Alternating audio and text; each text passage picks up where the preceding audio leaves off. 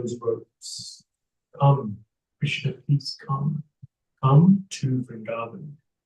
And as devotees, our duty is to make Vrindavan, our heart, Vrindavan. Our heart should be Vrindavan. So the moment we're pulling Krishna into Vrindavan, we're pulling Krishna into our hearts. So this is the inner meaning of the Rath Yatra. So next year, when we get back to Rath Yatra in Boston, remember this pastime. Make sure you pull the rope.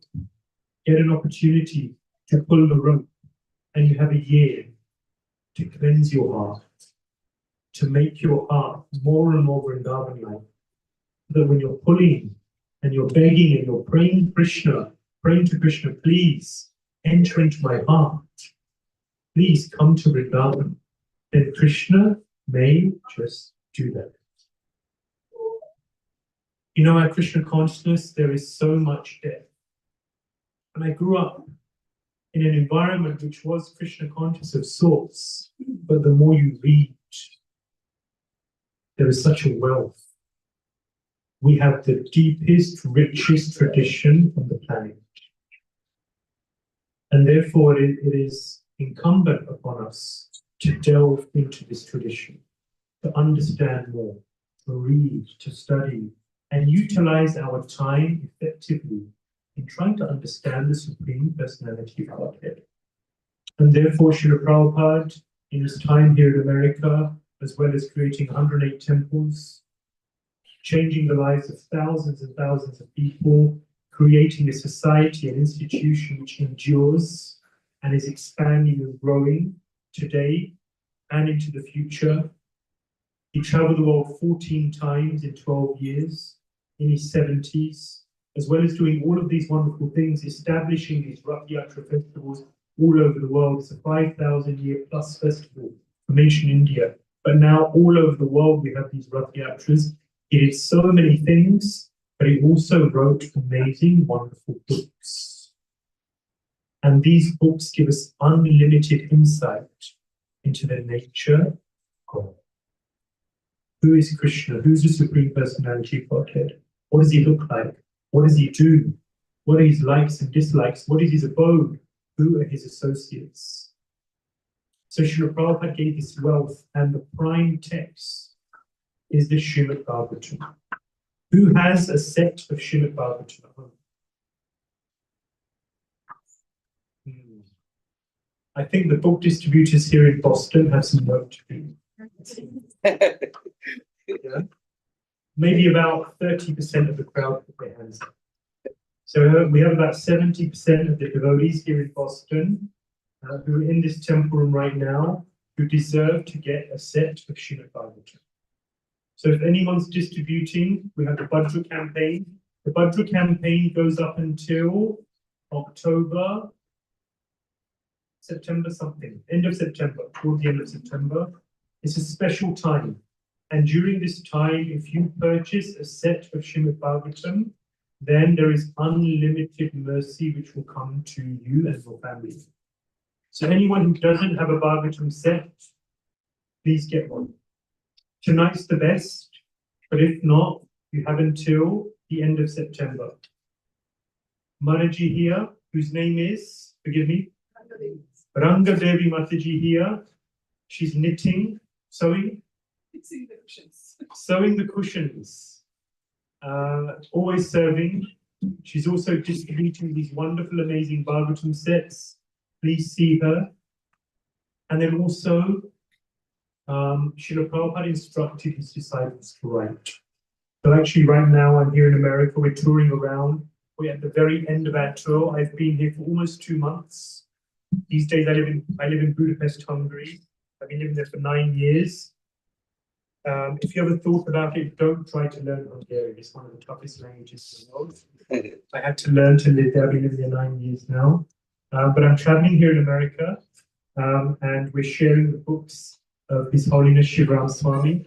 And they take the Bhagavatam, they take the Krishna book, and they further that same mission.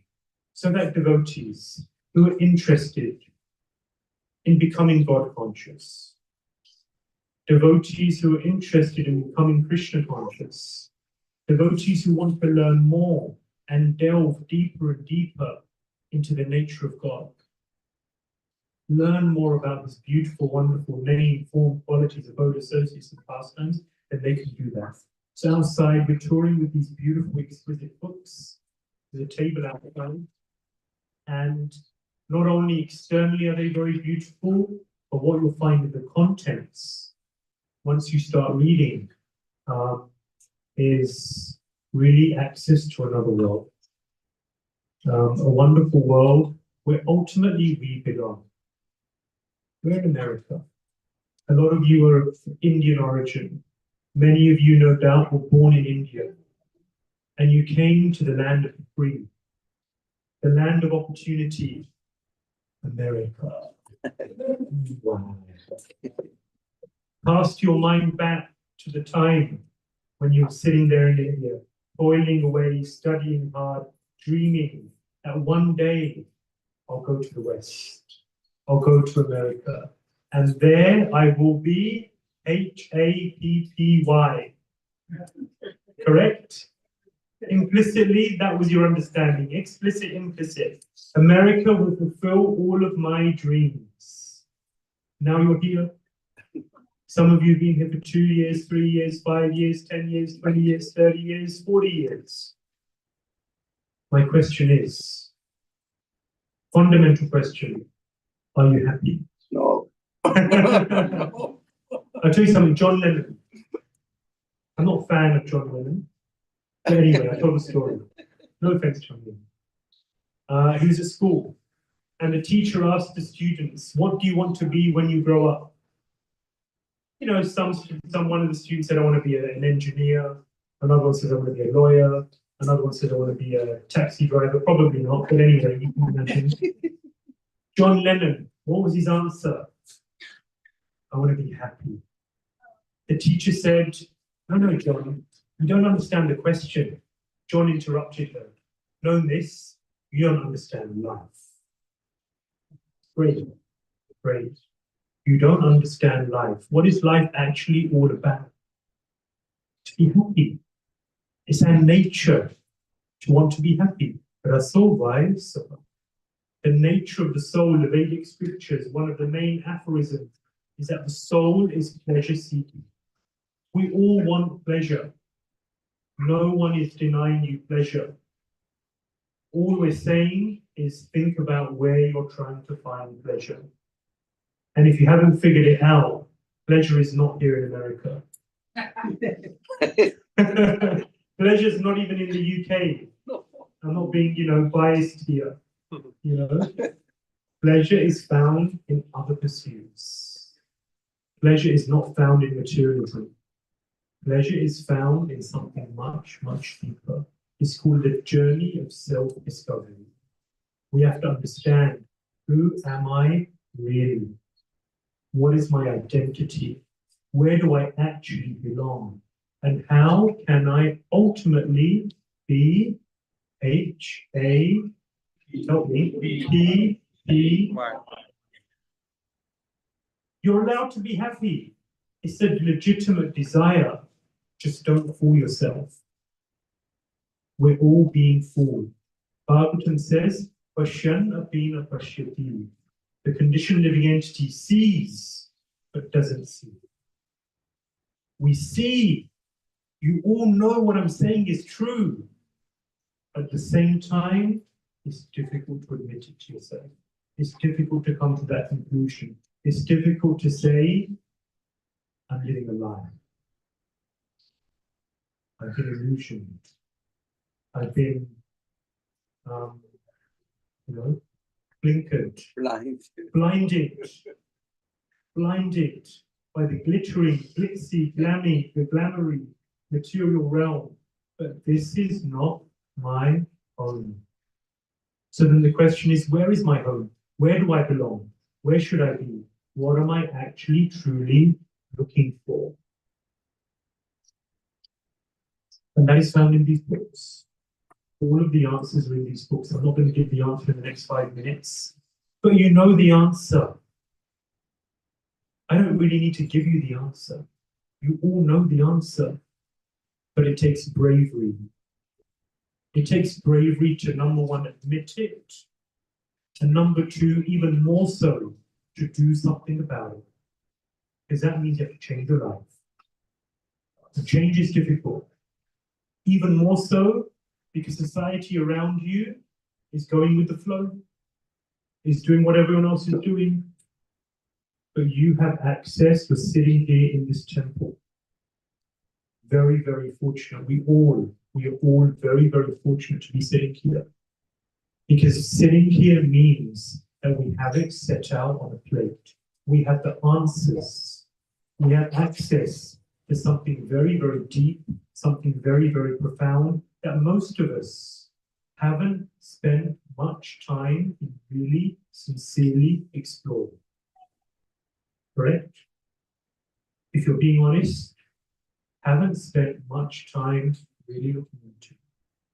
And often, especially in our youth, and I did this to a degree in my youth, we dismiss it. We dismiss it because it's not logical. We dismiss it because it's just hackneyed tradition that my parents have been telling me to do since I was a kid. Why? Because their parents did it, and their parents did it, and their parents did it. But I know better. I'm modern. I'm looking to the future.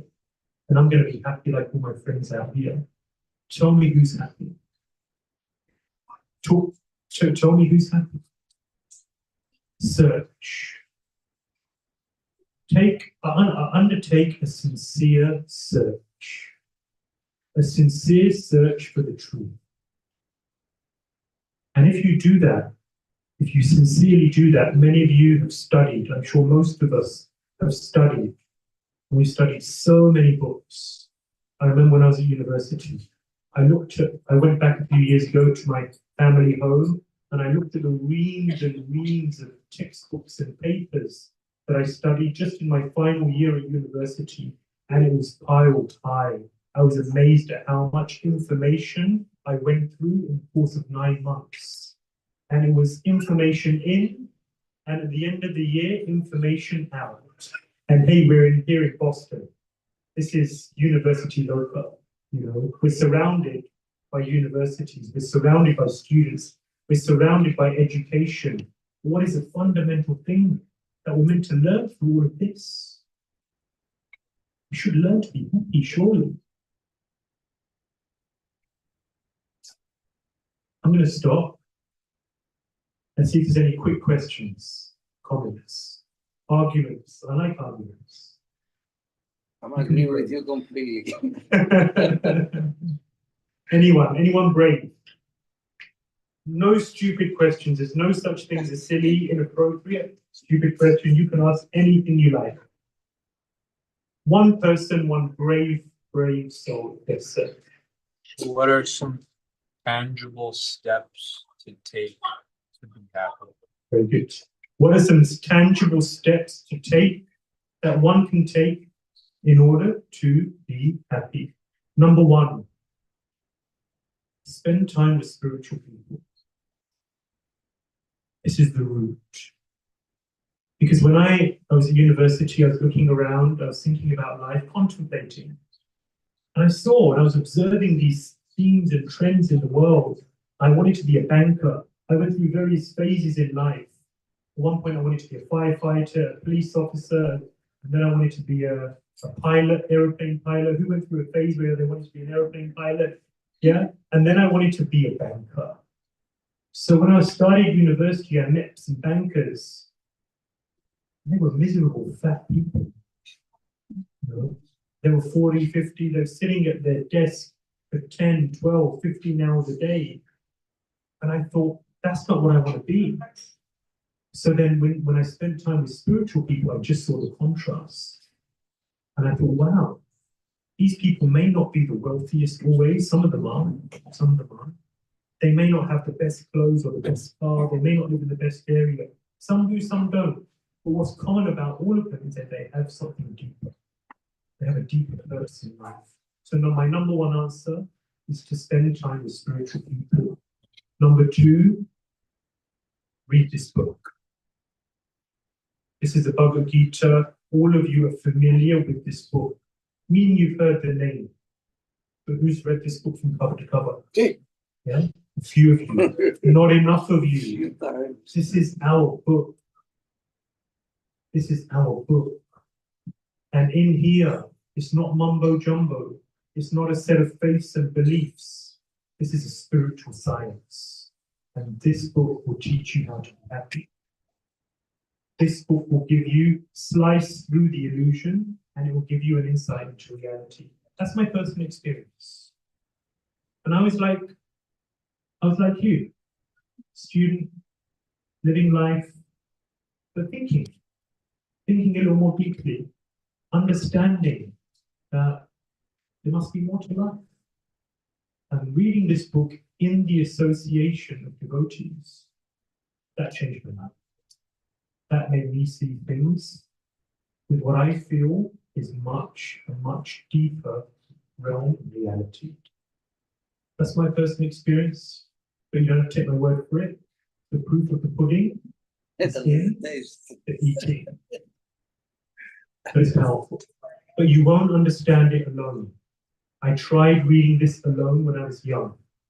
I had all of these books in my home when I was young. But when I read it alongside other devotees who were able to explain it to me, people who knew this book, that helped me to really understand it and to really understand what it's talking about. Don't worry, you don't have to become a monk. You have to shave your beautiful hair. You have to wear orange. That's okay. But you have to learn this book. This book is powerful. Thank you very much. Is that okay? I could say more, but I could speak till the cows come home. So I thank everyone for their kind attention, their time this wonderful Sunday afternoon, evening. I wish everyone a wonderful evening. I live in ISKCON, Hungary. We have a beautiful farm community with 750 acres, 75 cows. We grow our own fruit and vegetables. We have no running water, no electricity. Full water from a well. It's natural living, simple living, higher thinking. This is one of the Prabhupada's mottos. It's an amazing, pristine place, and you're all invited. Thank you so much. Thanks to you.